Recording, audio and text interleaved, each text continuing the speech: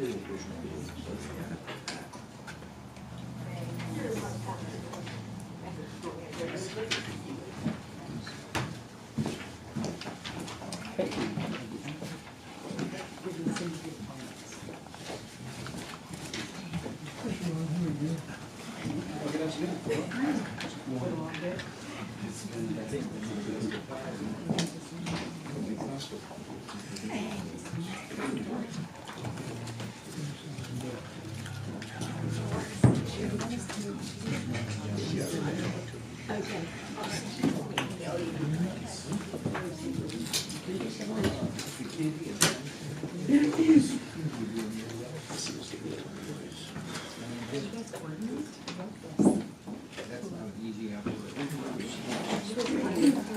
sorry? No, I didn't even notice that we didn't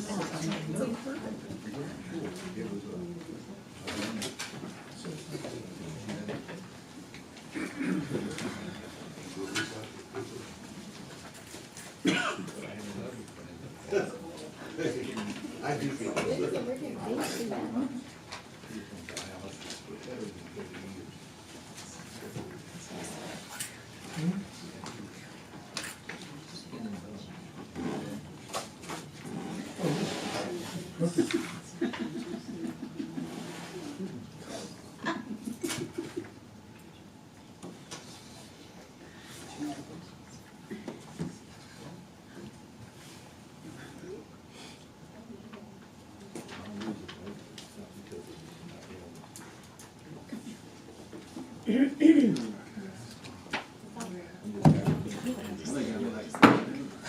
Good evening, everybody. We're going to call to order our City Commission workshop this Tuesday, April 9th at 5:35. Roll call, please, City Clerk.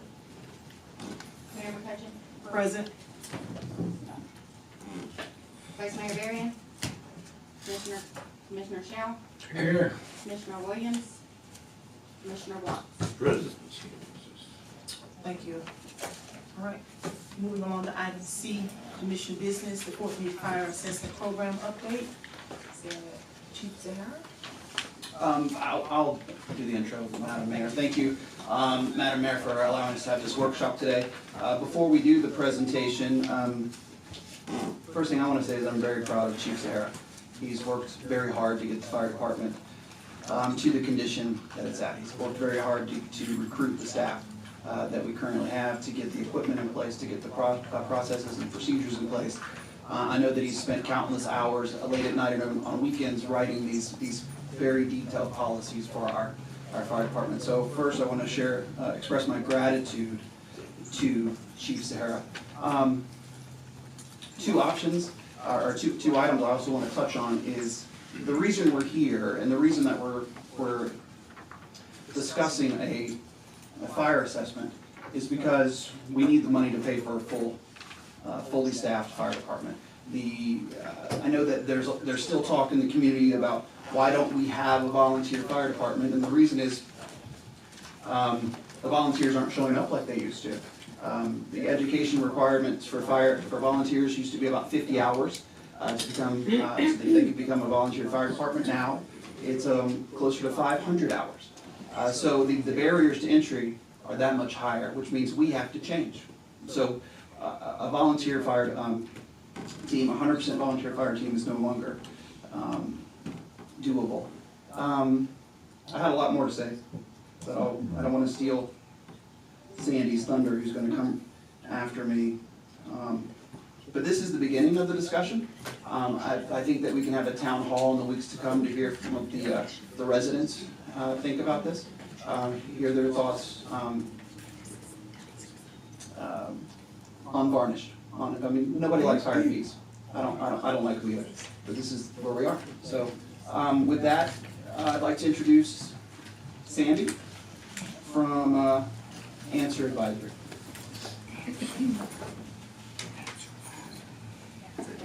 Good evening.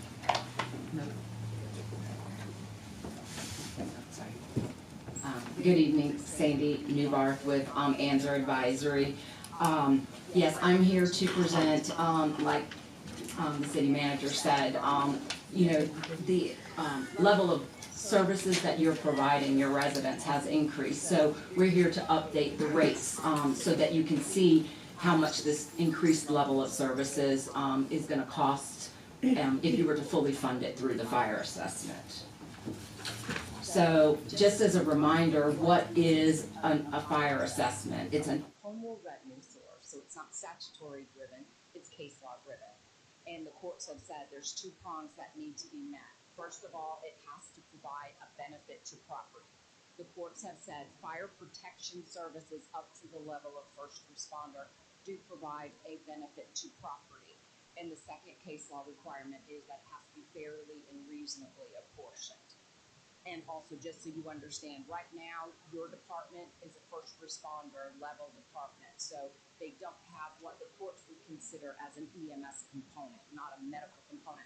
So you can fund 100% of your fire department through a fire assessment. Whether you choose to or not is your policy decision. So a little refresher of what you currently have. You first implemented your fire assessment in 2018. And last year, you imposed $160 single-family residential rate, $121 multifamily residential rate, and then the non-residential were proportionate based on the previous study, which netted you about $409,000 to fund your fire department. Sandy, would you give the breakouts again, 160? Sure, it's 160 for single family, 121 for multifamily. Commercial is 7 cents a square foot, industrial warehouse is 1 cent a square foot, and institutional is 10 cents a square foot.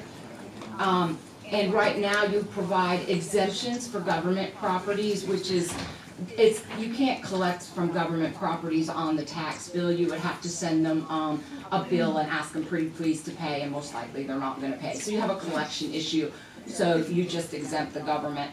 And then you exempt institutional tax exempt. That's churches and nonprofits, which the majority of our clients do exempt the institutional tax exempt. So you've got that policy decision. Those are policy decisions, and that's what you've gone with in the past. We're not recommending that you change any of that.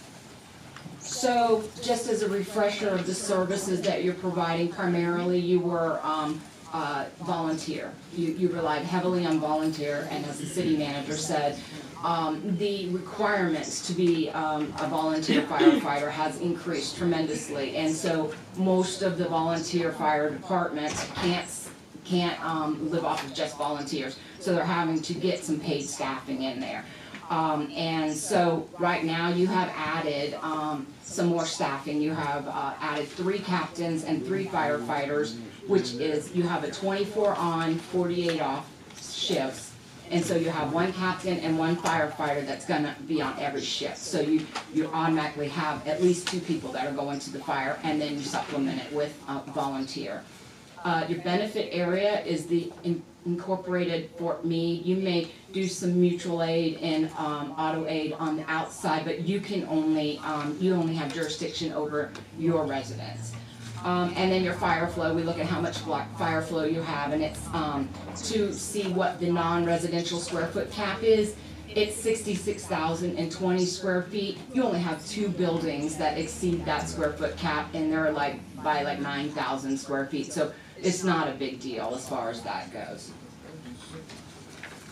So we looked at your budgets, and last year, even though you only collected $409,000 through the fire assessment, your expenditures were $710,000. So you offset that $710,000 with $300,000 in other revenue sources other than the fire assessment. So we look at that budget. Then we looked at what you're projecting next year. Now, keep in mind, last year you didn't fully fund, you didn't hire those new staff for the first quarter. So the personnel expenditures were down a little bit. So now that you've got them already on board, you're going to have to pay a full year of them. So those increases plus additional increases in the budget operating, everything is going up. So it's about $1,057,000. And then if you were to add other enhanced services, increasing your capital improvement adding, apparatus replacement, bunker gear, other rescue tools and stuff like that, it'd be about $1,350,000. So you gotta take, I mean, you know we're not gonna go from funding $409,000 to $1.35 million, but at least you'll know how much it's gonna cost you if you do ever decide to get to that level, and fully fund it through the fire assessment. So we calculated rates based off of those three budgets. All right, now again, you're at $160 for single family. To fully fund that $710,000 budget, it would be $279 for the single family residential, $210 for the multifamily, 12 cents for commercial per square foot, 2 cents for industrial warehouse, and 17 cents for institutional. And then after your buy downs and everything, that would net you about $767,000. Then we looked at funding the full $1.1 million. That would be $438 for single family residential, $330 for multifamily residential, 19 cents a square foot for commercial, 3 cents a square foot for industrial warehouse, and 26 cents for institutional. And then if you were to do the whole gusto, the $1.35 million with the enhanced services, then it goes up even more, $556 for single family, $419 for multifamily, and this is per dwelling unit. Commercial 24 cents a square foot, industrial warehouse 4 cents a square foot, institutional 33 cents a square foot. Again, I don't think staff is recommending that you go to those, but it's nice to know how much it costs you to provide these services. So staff has asked me to look at what does Polk County charge, you know, and most people can understand what the dwelling unit rate is because of, you look at a house, it's a dwelling unit, and it's so you usually look at those. Right now, Polk County is charging $268 for every single family dwelling unit, and $184 for every multifamily dwelling unit. And then for the non-residential, they have tiers. That's so for a building between up to 1,999 square feet, it's this charge and stuff. So it backs into a per square foot basis. But so if you were to decide, okay, well, we're gonna fund equal to what the county does for single family residential, then that would be $268 per single family dwelling unit, or $108 increase. Multifamily would be $202 or $81 increased. Commercial would be 12 cents a square foot or 5 cents more than what they were paying last year. Industrial warehouse would go up 1 cent to 2 cents a square foot. Institutional would go up to 16 cents a square foot or a 6 cent increase. And what that would net you is about another $250,000 to help offset some of those costs that you're right now funding through other sources. But then again, it is your policy decision that you make. So the implementation schedule, of course, you're gonna have other education outreach, you're gonna wanna get information from the public. But at some point, you're gonna adopt your preliminary rate resolution in order to implement it this year, at whatever rates you wanna implement it at. And that usually gets adopted sometime in June. So you don't have a whole lot of time, so you're gonna have to start thinking about that. And then it gets submitted to the trim to go on the trim roll, that gets submitted to the property appraiser in July. And then you have to send out first class notices to all the property owners and invite them to the public hearing. Those will go out in July or August, depending on when you set your final public hearing. And then you'll have your final public hearing when you adopt your annual rate resolution. That will be when, so the preliminary rate resolution is like when you set your trim. It's the maximum you can go to, but doesn't require you to go to that. But you can't go higher than that. So then at your annual rate resolution, you can either adopt as noticed, or you can go down from there. So, and that's the same with the policy for exemptions. If you decide with your preliminary rate resolution that you're going to provide an exemption, you can't change your mind at the annual rate resolution, so you have to go higher, and then you can come down. And then everything needs to be certified to the tax collector by September 13th. Statutorily, it's September 15th, but unlike your federal income taxes, we don't get that cushion for it falling on a Sunday. It goes back to the Friday. So we do have to have everything submitted in order for the tax collector to collect it on the November tax bill. So policy direction that staff is going to need eventually from you is rates. What do you feel comfortable with? If there's some other kind of a rate that you feel comfortable with, we can definitely calculate that. So if you say that 268 is too much, but what would 200 generate? Or if you say that this is the amount of revenue that we think we want to fund through the fire assessment, we can calculate the rates based on that. So, and then exemptions. Are you going to continue to exempt government and institutional tax exemptions? And then there's a new one, because we do realize this is going on the tax bill. And whenever it goes on the tax bill, if somebody doesn't pay their tax bill, you can't pay a partial tax bill. You can't go in and say, don't have kids in school, not gonna pay the school board one, I'm only paying the city and the county and that's it. You can't. You either have to pay your entire tax bill or you don't pay any of it all. They can't collect a partial payment. So we do realize that, so some people are living on very low fixed incomes. Everyone's on a fixed income, but very low fixed incomes. So you could offer, since if you are going to increase the rates, you could offer a hardship exemption. What that is it's a two-pronged test. And it's your policy decision whether you offer it or not. You're not required to offer it, but it says that, hey, we realize that this may create a hardship on some people and we don't want to take your house away from you by having a tax deed sold if you can't afford it. So if you show us that you can't afford it, we'll pay it on your behalf. It could be a partial exemption, it could be a full exemption. Right now everybody's paying $160 or the $120, so you could say, all right, you still are going to pay exactly what you paid last year, but you're not going to pay any more.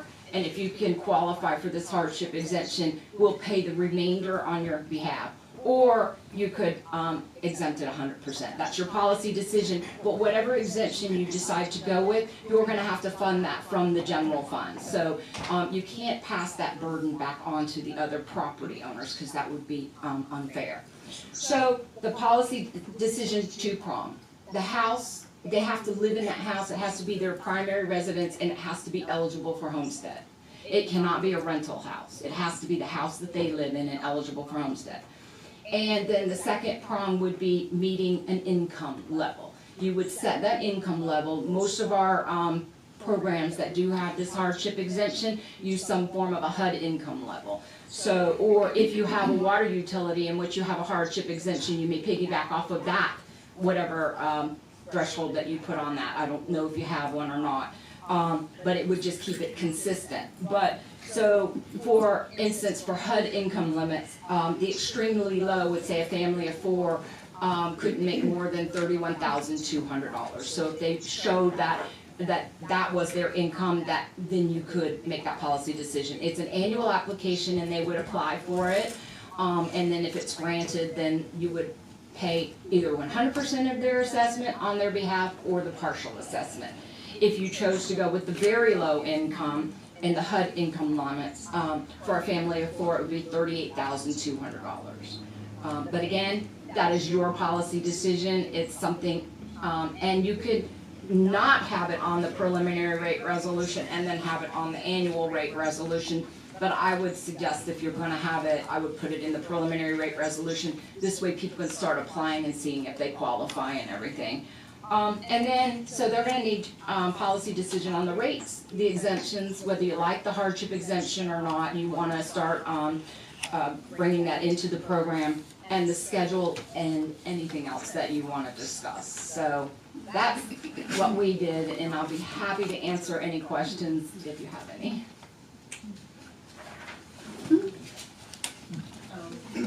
I don't have any questions. I think it was, in my opinion, very thorough and matter of fact. Yes. I think it's something we needed to kind of help us, guide us along. So, any other commissioners have some questions? Microphone, please. I appreciate it. Thank you. Can you turn it off? Pull your microphones closer. We can't hear. I think that's as close as it goes.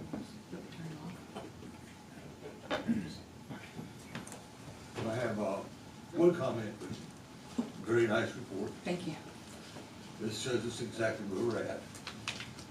And it shows you exactly the reason we have higher rates, and sometimes you think we ought to have, that's why. Stuff happens. But I do think we need to seriously look at the chief, find ways we can cut. What positions we can, adjust to some degree.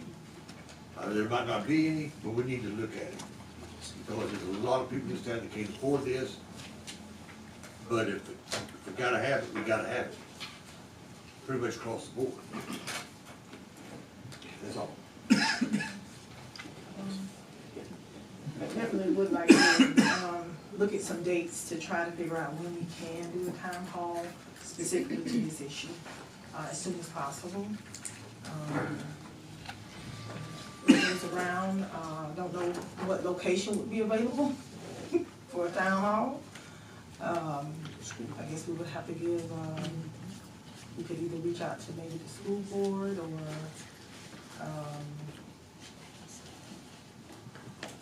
our community center, give them advance notice that we need it for the evening event. But I think we definitely need to try to go ahead and put down a date for that as soon as possible.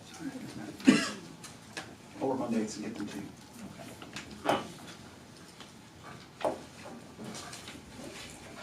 You have anything, Chief? Unless you all have questions for me? No questions? Anything else? No, Madam Mayor. All right. Madam Mayor. Okay, being that there aren't any additional comments, I move for adjournment. So moved. It's been properly moved and seconded. Meeting is adjourned.